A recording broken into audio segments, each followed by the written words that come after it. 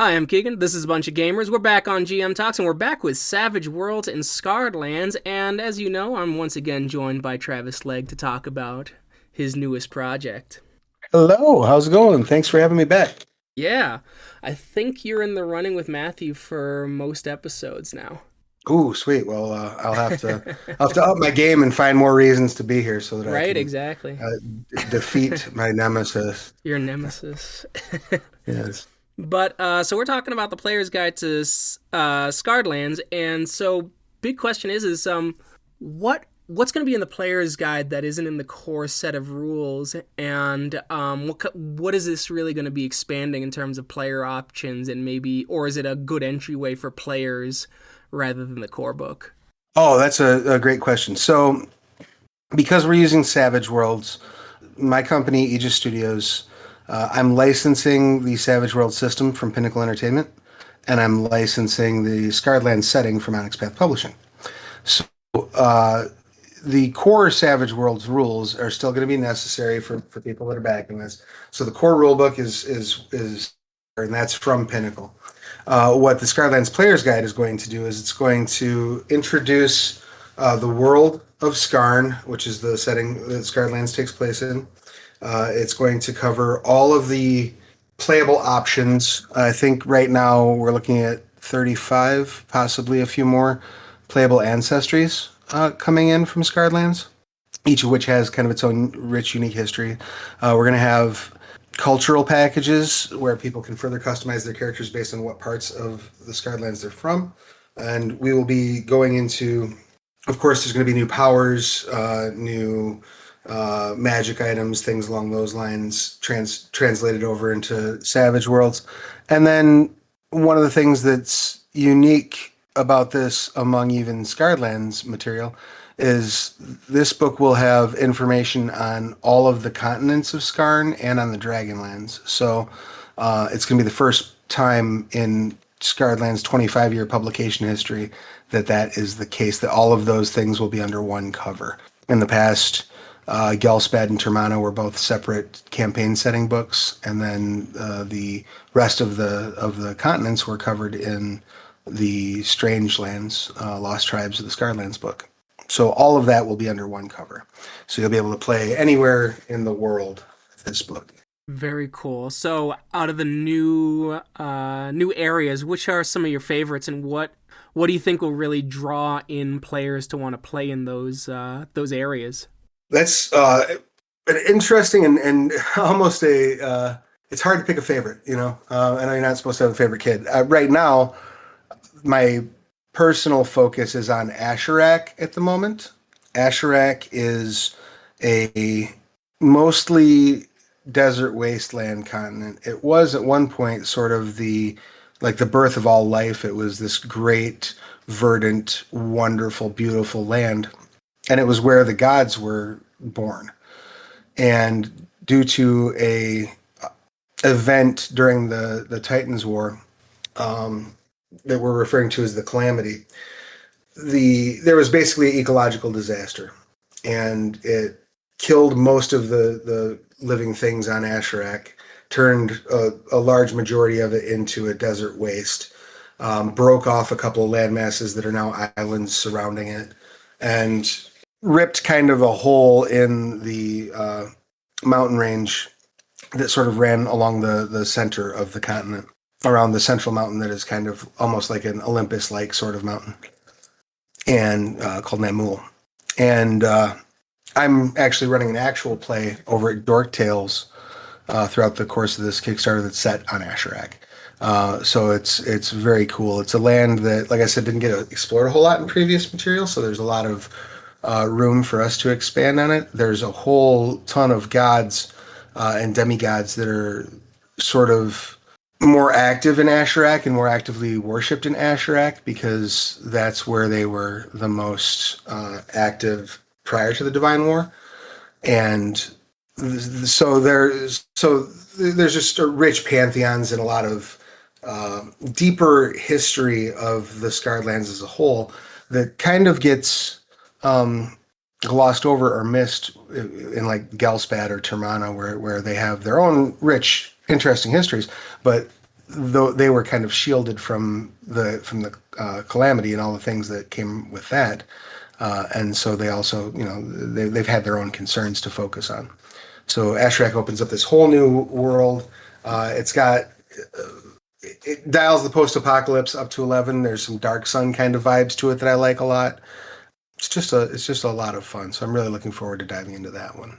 I was gonna say it sounded kind of Dark Sun to me. A Yeah, mix of a Dark little bit, Sun yeah. and like very post the smashing of Balerion in the Silmarillion almost. Yeah, yeah, a little bit, yeah. So it's lots of fun stuff to play with there, and it does. I think in part because Ashrak was fleshed out much more near the end of the original run of the third edition Scarlands materials. Um, there are a lot of things there that sort of call into question core assumptions about the setting, which I think is always a fun thing to introduce. Things where the rest of the world might think X is true, but here Y is true. Yeah, no, that makes sense. So are you introducing, or does Scarred Lands in general have interesting kind of like survival mechanics regarding like a desert environment, low resource management, or resource management in a a narrative sense, I guess, where they're not counting jugs of water, but like mechanics to make sure it's like, oh, we're running low on water because you rolled low on XYZ. Absolutely, yeah. So Savage Worlds has a really cool encounter system that is drawn. They use playing cards effectively to determine like what category an encounter would fall under.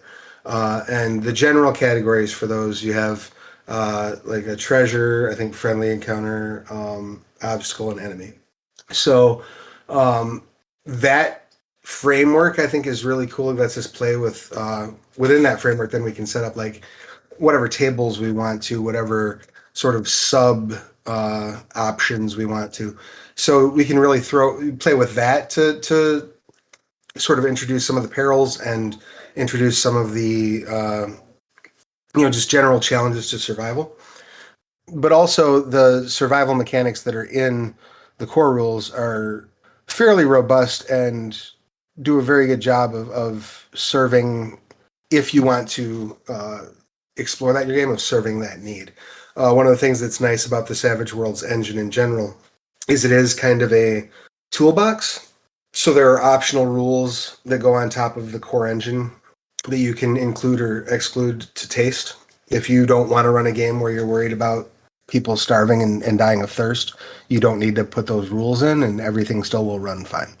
But they're there if you want to use them. And we may have some things, well, I don't even say may, we will have things where those are addressed in a specific way or have specific flavor added to them because of the Scarred Lands, but those core mechanics will definitely be present.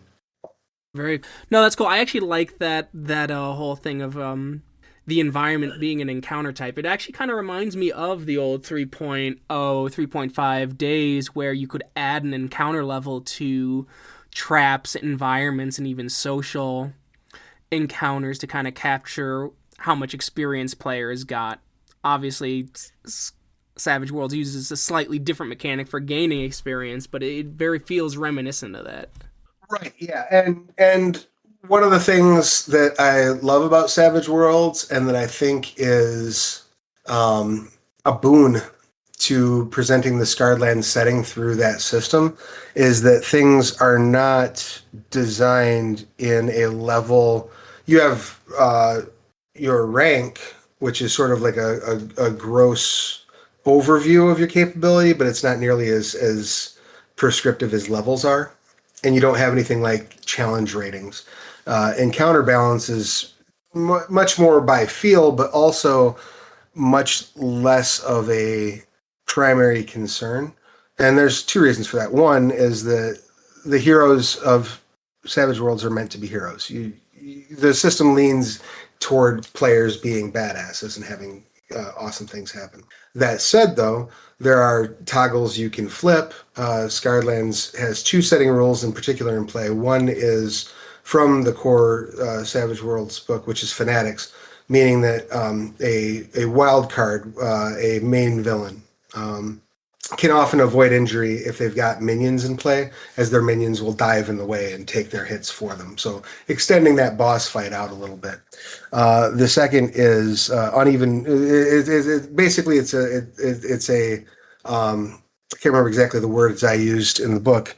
They slipped my mind at the moment, but the idea that at any encounter at any time, the GM can decide anytime before the actual combat begins, can decide to take a character that is an antagonist that is normally just a extra, normally just sort of an average enemy, very easily taken down, and make them into a wild card.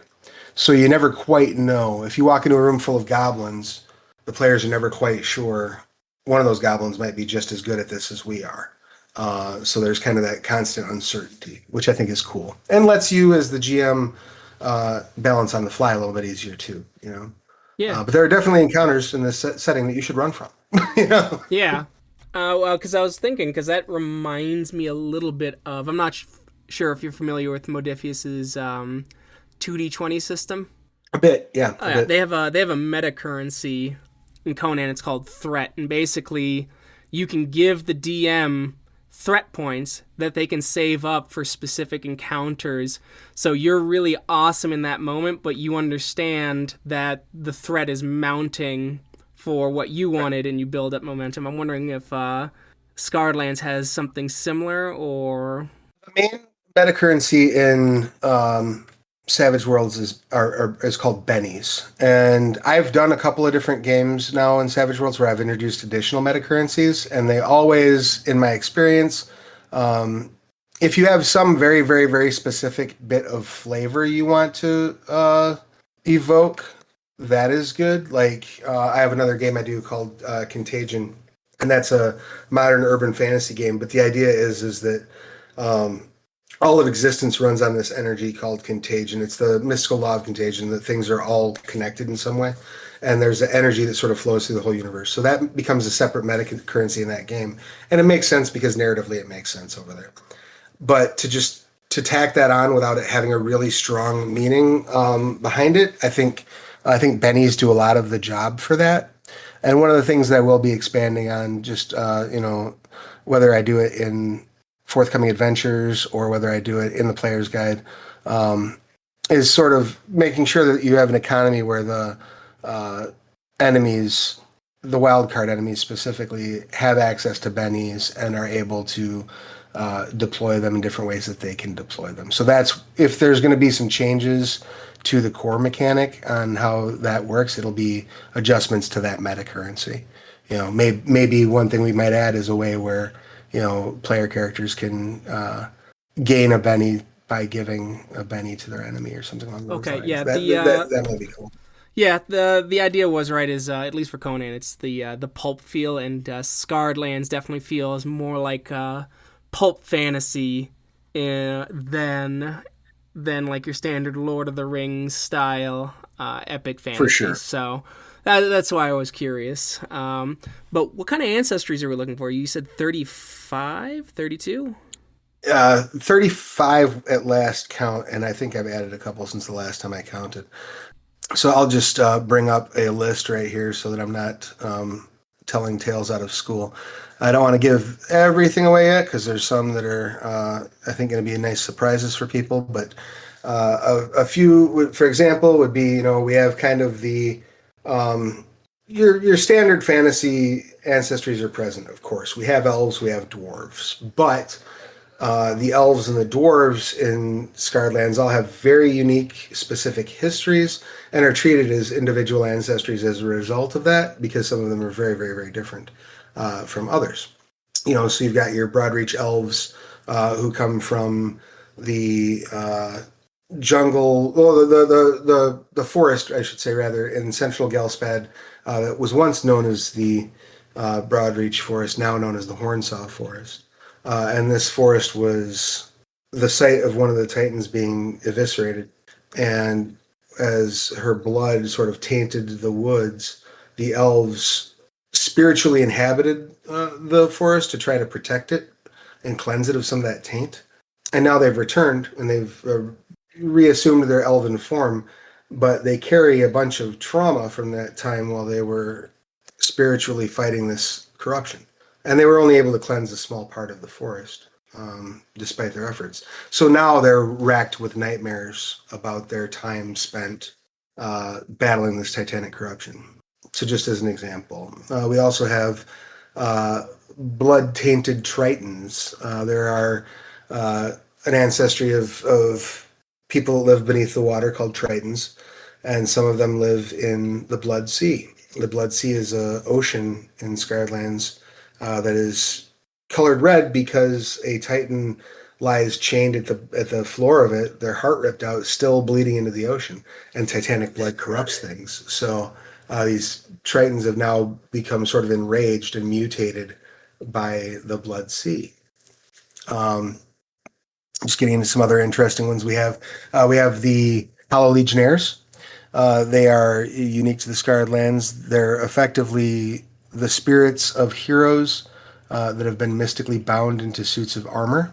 And so they exist as sort of a part construct, part ghost type creature, which is very cool and fun. And they have various relationships with their previous existence. So if you've watched Quantum Leap, they have Swiss cheese memory. They sort of vaguely remember things about their past, but they're not necessarily. They some of them might seek out who they were in the previous life. Some of them may remember enough to go by that previous life's identity. Some of them don't care because their previous life doesn't matter to them. So Yeah, that's just a few off the top. no, we talked about them in the past, and I actually spoke to Hiromi about them as well regarding their connection to gender and things like that, about how some take their old gender, some take new ones because the armor has different phenotypes, and many just go by they, them because like, I don't have any more armor. Right. Yeah, exactly. What's my gender? Plate mail. Yeah, exactly. So they're a very cool ancestry, and they have a very cool culture. They're very young too. So one of the things that I think is very fun about playing Hollow Legionnaires is their culture is at a point right now in the history of the game where it's really finding its feet. So you have a lot of room to explore how your character interacts with cultural norms. You might establish some cultural norms, or you might rail against other people's establishment of cultural norms. But everything is very much in like a early development state for them. So there's a lot of room there. A similar thing can be said to a lesser degree with the Slytherin, which are the rat folk. They were created during the Divine War. They're one of the younger ancestries, and they've only been free of Titanic influence for about as long as they existed under it. So their culture is still very much shifting and shaping. So they're fun from that regard. Maybe I'm just brain poisoned by Queen Turf or what, but when I hear Slytherin, I just think snakes, obviously. Yes. Well, and just to point out, the Slytherin were called the Slytherin long before Joanne ever wrote on a napkin. So. Oh, sure. No, Um, it just but yeah, seems. they're fun. Yeah. No, that is cool. And then, so you get to customize because you have your ancestry, which I assume comes with certain cultural and maybe a very small sliver of, I guess, biological traits like dark vision or things like that. And then you have your broader cultural piece that covers more of like skills, things like that. Is that correct? Yeah. So effectively, the way that Savage Worlds breaks it down is you have ancestral traits. So you can wind up with kind of anything as an ancestral trait.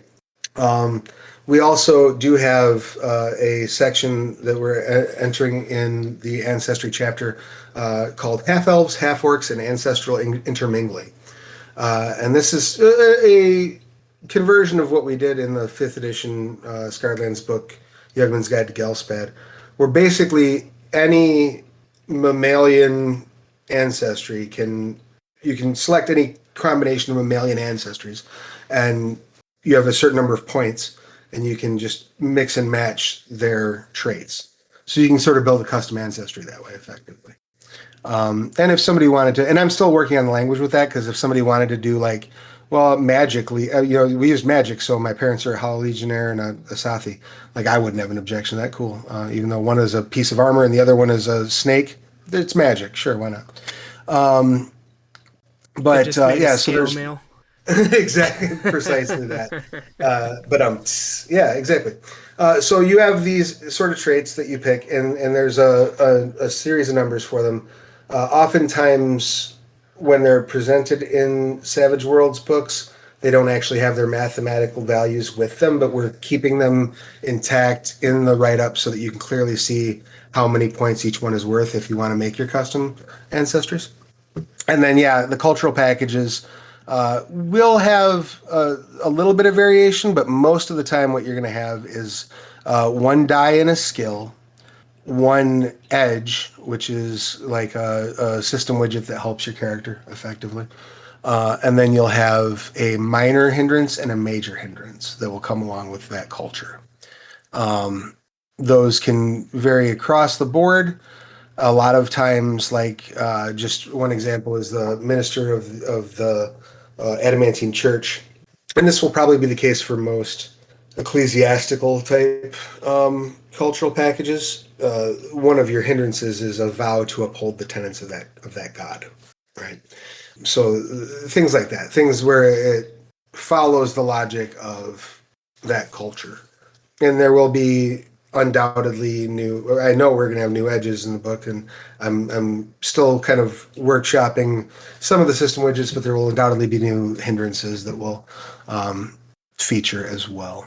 Now, there is a new ancestry trait off the top of my head that we made that's called insular, because in the Scarred Lands there are a lot of groups that, because of the nature of the Divine War and the geography and how things got separated, there are some groups that are very much like pocketed off, and they just don't truck with outsiders, generally speaking. So if you belong to one of these ancestries, you can start off with that trait, but it's got built right in there that you can buy off some of the negatives of it, and those don't necessarily apply to your adventuring party, right? Other than your party, you're very unlikely to trust people from other places because you're from this isolated, uncontacted group that has lived on its own for the last 150 years, for example. The Kansas of ancestries is um, Exactly. no.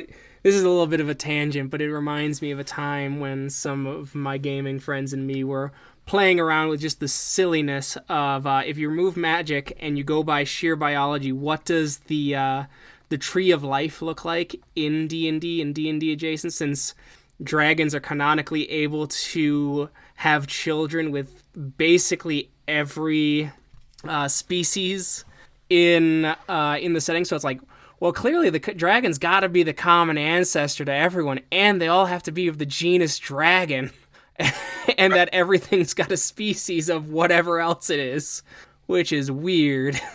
Yeah, exactly. Well, I mean, and one could say like with elves too, like especially if you look at, I'm not as far up on it in the earlier editions, but if you look at like the 5e lore about elves, Mm-hmm. they're kind of related to everyone, Yeah, um, which is fine and funny and cool. But yeah. yeah, yeah, it's interesting. We did a lot when I worked on Contagion. Our first edition of that I think came out in 2003, Mm-hmm.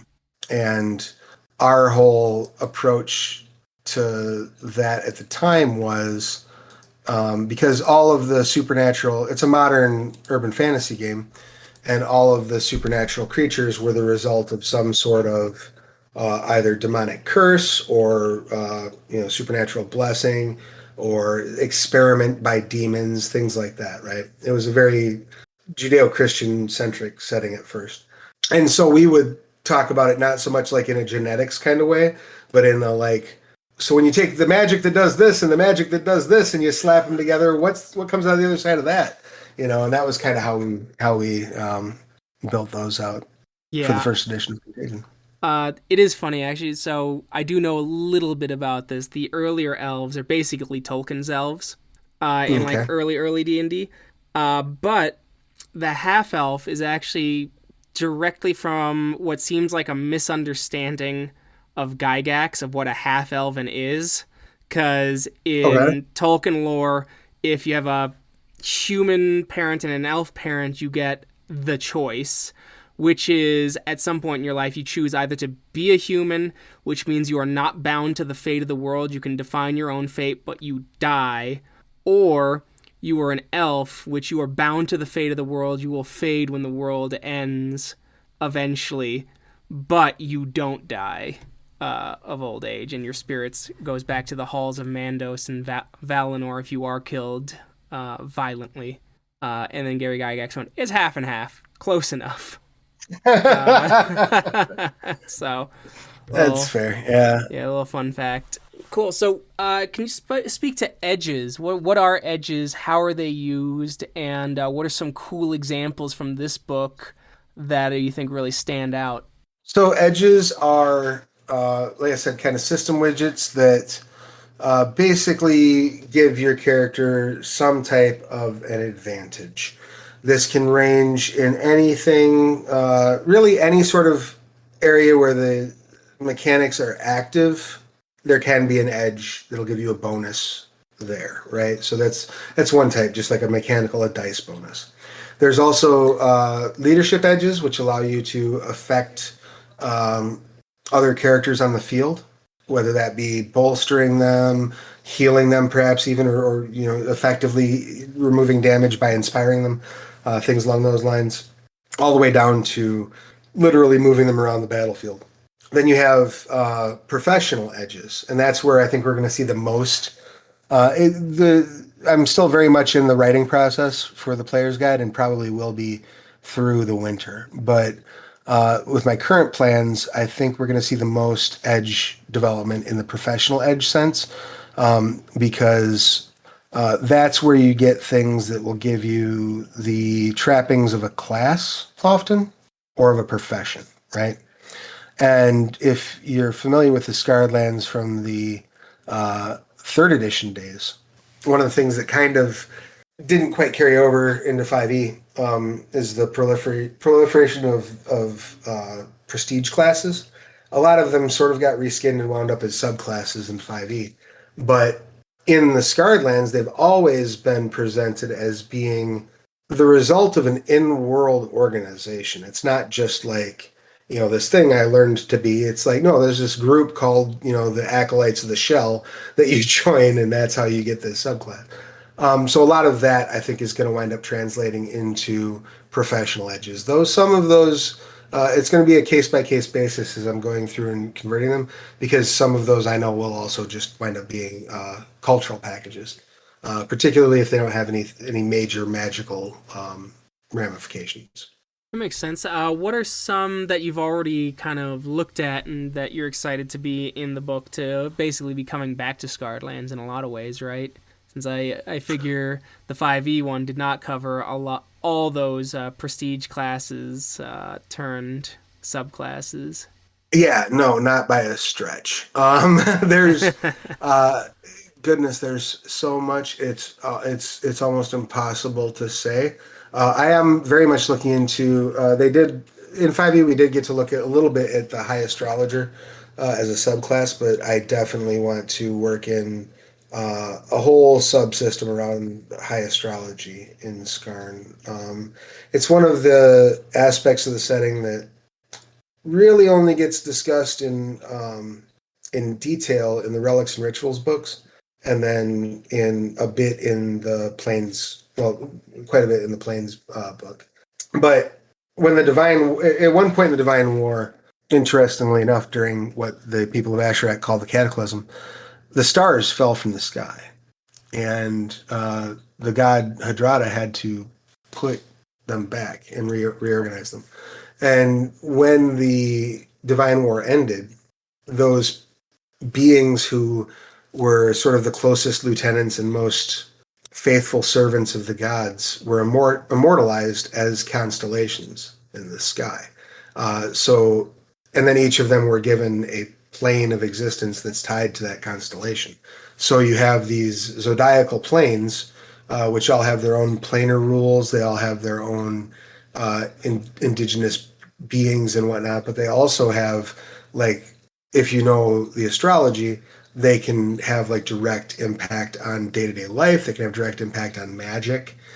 So building out that whole sort of system, I'm very much looking forward to playing with that. I think that's going to be a very cool add-on. Very cool. I'd like to take a couple steps back actually and go back to our desert continent. You'd Sure, mentioned that's that right. Azura, yes, the gods were born there, and that there's a slightly different view of the gods there. I know Scarland's a big thing is that the people know that the gods exist and they've interacted with them in recent memory. Is that even more so the case on this continent? Are the gods even more distant because it, started there and kind of echoed out? What kind of implications does that have for adventures there? So the demigods are much more active on Asherak than they are probably on any other continent. In some respects, because some of them, the only place they're worshipped is Asherak, and at least one is basically trapped in Asherak. So they are definitely more involved.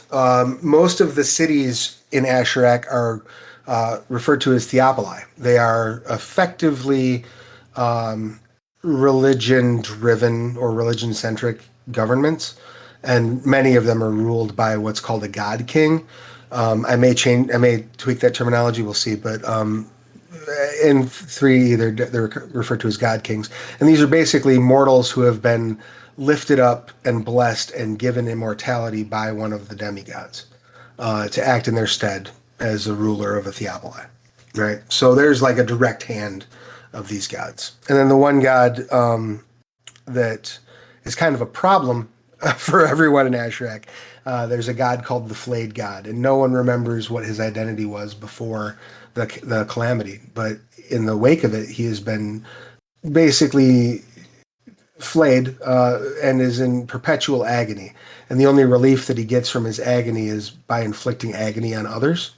So he has an entire cult that sort of collect sentient beings for him and tie them up out in the desert so that he can come by and torture them so that he can get a little bit of relief from his agony. So they're not all nice gods on Asherak by any stretch of the imagination. The divine victors, the big eight, the main pantheon, aren't directly involved in affairs on Asherak quite so much anymore because they are much more, because of the way the Divine War went down, and we'll get into this a little bit in the player's guide, but well, we'll probably get into it a lot in the player's guide, actually. I'll come back to that in a second. But the Divine Victors have effectively anchored themselves now to the major planes. So while they're still present, while they're still able to interact with Skarn, their concerns are starting to become much more cosmic, right? So they're not quite as likely to just show up day to day on Skarn. Cool. And so, like I was asking before, and I'm not sure I quite heard an answer. Will this guide really help new players? Will it expand more experienced players? Things really. I know this clearly has a lot of information for GMs and people running the game, but who do you think what's the breakdown of target audience? I should say. Well, I think this will be useful for anyone. I think this will be good for a first time player that's coming in because we're taking it from a you don't know what the Scarred Lands is, so I'm going to walk you through it perspective. We have a chapter that's dedicated to each of the continents, and those chapters are largely they will absolutely be of use to game masters for sure, but it's very much about your player knowing where they're from and what the place is like and what the feel of the place is and what the history of the place is, what the lore that they know is, right? So that's for the whole world, for each of the four major continents and the Dragon Lands, which is kind of an archipelago, but it's been called a continent in the past. I don't know that I agree with that terminology. So we'll see how that lands. But yeah, the Dragonlands will have a chapter though. So it's very much designed toward giving those people, giving the players ground up information of what the ancestries are, what the locations are, things like that. We do have a chapter planned that's going to deal with the gods and the titans, and My intention as of right now is to have traits for all of them, for the avatars of the gods, if and when they show up, and for Titanic avatars, if and when they show up. But also, there's going to be information about that god's worship or that titan's worship, how they interact with their followers. There's a thing that you can do in Scarlands that allows you can invoke your deity. So each one of those will have rules for how you invoke them, what the benefits are of doing that invocation, and we introduced this a little bit in the Spirigos books that are already out. Certain gods, if you are a follower of some gods, invoking another god will get you in trouble with them, to the point where if you have like if you're a cleric, it's considered breaking your vow. So like a cleric of Corian, who's the Avenger, he's like the good guy god, the shining armor hero paladin type god. If one of his worshippers invokes Vangle the Ravager, the god of destruction, the mindless murderer of the gods, Corian will be like, "Well, you just don't get to have any powers now until you atone." Like you broke the rules, buddy. We don't do that here. That sort of thing. So you can't just drop Titanic avatars and move on like that wasn't something major. Yes, yes. So, well, another place where this will clear up some things that were introduced in earlier editions and never really expanded on. There are two phases of Titans. And throughout most of Scarlands, all you'll ever hear referred to as the Titans. But in Gauntlet of Spirigos and a couple of the other 5e materials, you hear a reference to lesser Titans. And so we're going to delve into what those are and how those function. Spirigos of the Spirigos saga is an example of a lesser Titan.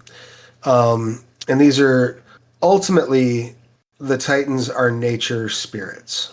They're bound to the actual core existence of Skarn. They're just nature spirits who've grown extremely powerful, which is why none of them are actually dead. They've been disemboweled, imprisoned, rendered incapacitated, but none of them are dead. The lesser Titans will have trait blocks like a regular antagonist. A very, very, very powerful one, but an antagonist nonetheless. For the greater Titans, the main body of the Titans, my vision for right now is to treat those more as environments. Because when you're dealing with a Titan, you're not just walking up and like going toe to toe with this Titan. You're inside of this massive being's structure. Now, some of the Titans are effectively unreachable. So I'll either have to do some really, really, really clever thinking or just not have those traits necessarily. Or say if they become embodied, X is how it would work. A quick example of that, the Titan Mesos, Sire of Sorcery, was ripped to shreds at the beginning of the Divine War. His body and energy so dispersed that he's basically permeates all of Skarn. So whenever somebody casts a spell using certain spellcasting abilities, basically in D&D it was referred to as arcane magic, but for example, using the spellcasting ability or alchemy, a couple of other specific spellcasting abilities in Scarlands, they trigger what's called Mesos' Bane, where that energy that permeates everything that is Mesos sort of bites back at them a little bit. It causes a spark of electricity or a flash of light or a wave of heat. If they critically fail while casting that spell, it actually fatigues them and everyone around them because this energy is so strong. So kind of like everybody is walking around in Mesos a little bit to some degree. So it's a little harder to say like, oh, that's, if you're encountering Mesos, here's the thing. But they will all have kind of their own sort of customized presentation of how they would manifest if you go to their location or if you're in a place that's heavily under their influence, if that makes sense. Yeah, no, that does make sense. So, let's see, I had one. The question slipped away. I was reminded of an old D&D setting I created years and years ago, though, where I was like, yeah, primordials are fundamental forces like gravity, the strong nuclear force, all that. Titans are nature, like fire, things like that, and then the gods are human constructs on that. And it sounds kind of familiar, so I was like, oh, I remember that. It's a very similar vibe. Yeah, the gods require in Scarred Lands, the gods require worship. That's what powers them. That's what allows them to function. There's one exception to that, which is the god Vangal. He doesn't require worship. He just requires bloodshed. But the rest require worship. And the Titans require nothing. They're part of the world. And in order for them to be defeated, it took great effort on the part of the gods and remarkable circumstances. One of them got thrown into the sun. Like I said, one of them got chained up, had their heart ripped out, and was dropped to the bottom of an ocean. There was one that was killed by mortal hands, but that was after many gods had softened it up, and that came at great cost to them. The Titan Churn, which was the Titan of diseases, was killed by the High Elves of Termana. And in retribution, in his dying moments, Churn destroyed their god in such a way that no one can remember their god's name. It rendered them effectively sterile as a people, and sort of drove them a little bit off their nut. It was not a good day for the, and they're now called the Forsaken Elves. But they were the mortals that reached up and slew a Titan. But he had fought like 5 or 6 gods before they got. He ran from them, but he had fought like 5 or 6 different gods. So he was pretty softened up when they did it. So then, in regards to the demigods, I guess they run on worship as well. They do, yes. And And so oh, go ahead. did you? Okay. So the difference being Titans are, these manifestations of nature. Gods are the children of Titans. Both or more in some cases of their parents were Titans, and they created these gods. Demigods are generally speaking the child of a god and something else. Might be a god and a Titan. Might be a god and another god. Might be a god and a elemental, or a nature spirit, or even a mortal. So that's where the demigods generally come from. But they all are also, yes, worship dependent. Then, because that goes into my next question. Then is you mentioned some are only on that continent because they only have worshippers there. Does that mean that some gods might even be continent locked if there's no worshippers of them in a specific place or a continent, or is that just a demigod trait? And yeah. Oh, go ahead. Go ahead with part two of that question. And then the final part, of course, is that if a god or demigod gets no worshippers, let's say you kill every last one of them, how does that affect their divine status? So if you had completely ended the worship of a god, that god would likely either perish completely or, at the very least, lose all of their power. In effect, that's what happens to the god of the Forsaken Elves. What they refer to in the lore is that which abides. And he has a name. There's actually a series of books that came out back in the day that discuss a possible resurrection of that god. And in 5e, it was sort of presented as this might happen, this might not happen. It's up to you. I haven't quite landed on where I'm going to present that yet. But short answer is, effectively, when the memory of him and his name was cut from the memory of his worshipers, that's kind of what killed him, right? So that's the closest I think that we've seen of an actual example of that. As far as the divine victors go, they are so tied to the cosmos at this point that I don't know that they would be in any direct peril. But as far as demigods go, it's challenging for them to visit places where they're not, if there's no worship. In fact, one of the continents, Fenrilik, they were just, by virtue of being so far away from everybody else, they were largely insulated from the effects of the Divine War. To the point that there are several people on Fenrilik who don't believe it happened. They think it's made up. they say, obviously the Titans exist because, I went out and hunted for food today, so Heinrich the Hunter must still be around. There was an earthquake. Kadum must still exist. And there are only a few gods that are worshipped on Fenrilik at all. most people from Fenrir like find god worship is kind of silly and quaint. Reach their influence there, and there are some. One that springs to mind, Imatuk, I believe is her name, is a god of scholarship, and magic and writing are basically her domains, and she is actively trying to get her followers to travel to the continent of Gelspad and spread her gospel there so that she can have a footing there because there's a lot of storehouses of knowledge on Gelspad that she would like to be able to access. Okay, that makes sense. So besides the previous editions, the 5e stuff, the 3.5 or 3.0 stuff, in regard to Scarred Lands, what are some of the things you're really pulling inspiration from for tone, feel, or things that, you watch or read and makes you instantly think of Scarred Lands and gets you into the mood for writing? Oh, that is a wonderful question. So I obviously have a direct connection between like heavy metal music and Scarred Lands as a setting in my mind. I also have a direct connection between the heavy metal cartoon and Scarred Lands in my mind. Those are very close relationships as far as I'm concerned. I have been watching. I don't know if this is like a direct pulling inspiration from or just sort of a nifty side effect, but I've been watching a lot of Bashki cartoons lately. I just watched Wizards last night because it's on YouTube for free with ads now. So yeah, a little bit of that snaking its way in for sure.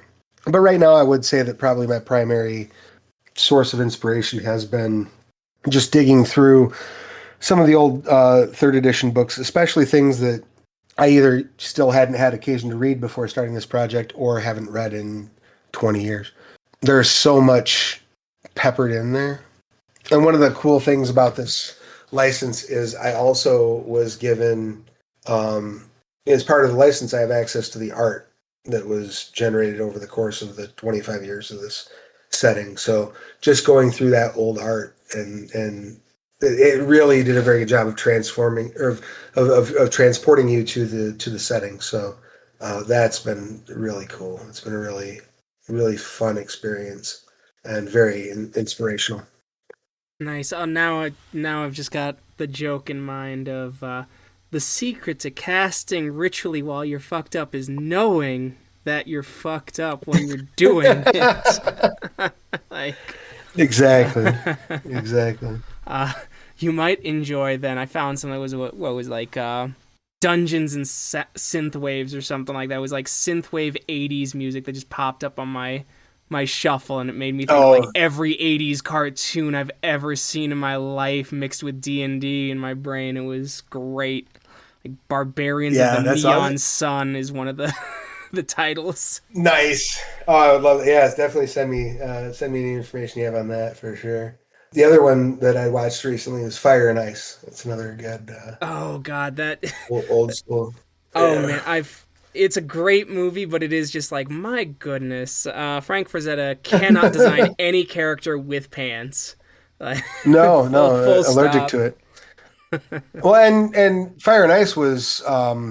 I know that a lot of those animators like would use rotoscoping as a technique or whatever, but Fire and Ice I think was exclusively rotoscoped. Yeah, it Like was because I'm that was pretty sure they Bakshi's. filmed the whole thing. Yeah, that was Bakshi's whole big thing. Yeah, Bakshi really liked rotoscoping because he was bad at movement, is how he described it. So using all the prints, but yeah, because Frazetta did all the concept art and he worked with Bakshi on that one, I believe. Yeah, But yeah, fair. Properly. yeah, it's a fun movie. It's very very much a sword and sorcery.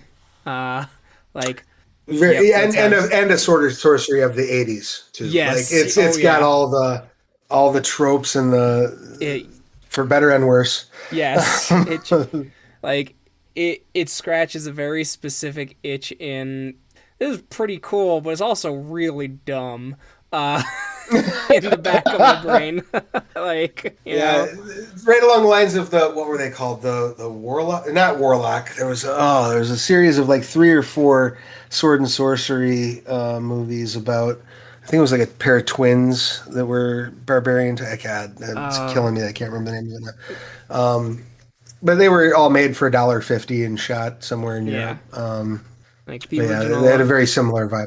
it was like the original Conan movie with Schwarzenegger. He throws a torch at a temple made of stone, and it catches fire and it burns down. And it's like, yep, sure, why not? Exactly. Exactly. The magic of sword and sorcery film. Um, But but yeah, those are all definitely avenues of inspiration, though. okay. What are what's the biggest thing you're excited about just getting off your chest as a kind of a final question for this book? What's something that you're creating for this book that you think is really cool and you can't like wait to brag on? Oh, I'm very excited to get into the chapters on the continents that have been the least served in the past. So your Asherak, Dragonlands, and Fenric. I got to work on Frostlands and Fenric for fifth edition, which was a sort of experimental thing we did. Onyx Path has the Sluritian Vault, which is their community content program for Scarlands. And I basically convinced them as an experiment to let me take a continent that we weren't planning on doing anything with, which was Fenric, and make a book for that for the community content program as sort of a soft launch to encourage other community content creators to make content set there. And in doing so, we really got to kind of go through and build new lore for the continent and reestablish old lore. I got to come up with a whole new ancestry, playable ancestry called the Krempek, which was really cool experience. And so getting to explore those lands and expand on that lore and kind of break new ground in a setting that's 25 years old and well established is very exciting to me. I love the continent of Gelspad. I've got by far my most in-depth, off the top of my head knowledge is from Gelspad. And Termana has always been an interesting place to me, but I'm really excited about playing with Ashrak, Fenric, and the Dragonlands. Very cool. Travis, where do you want to be found if you'd like to be found at all on the this thing we call the internet? You can find me pretty much anywhere social media wise at Travis Legge, Legge. I do have a X sort of, but I haven't logged into it in months probably. I'm really more active on Blue Sky, a little active on TikTok, and of course, you can find me over on Kickstarter at the Scarlands Player's Guide for Savage Worlds, which I would love it if you would come and get yourself involved. We've already unlocked our first stretch goal, so Wow. and well on our way at this time to getting toward our second. Heck yeah. Well, thank you, Travis. I've been Keegan. This is a bunch of gamers. You can find us on YouTube, Podbean, Facebook, Blue Sky, but you will never find me on Twitter. I founded a cesspool, and I was proven right. Bye, everyone.